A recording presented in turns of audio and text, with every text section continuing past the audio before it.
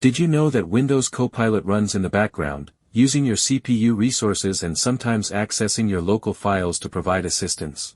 If you don't use it often, it's better to turn it off. In this video, I'll show you step by step how to disable Copilot Auto Start in Windows 11. First, open Copilot. You can do this from the Start menu or the taskbar tray icon.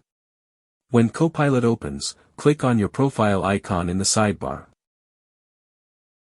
Next, click on Settings from the drop-down menu. In the Settings panel, scroll down until you see Auto Start with Windows Login. Once it's off, Copilot will no longer start automatically when you log into Windows. And that's it.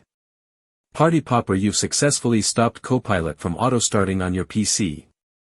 If you found this guide helpful, don't forget to like, subscribe, and share it with others who want to make their Windows 11 run faster and cleaner. Thanks for watching. See you in the next video.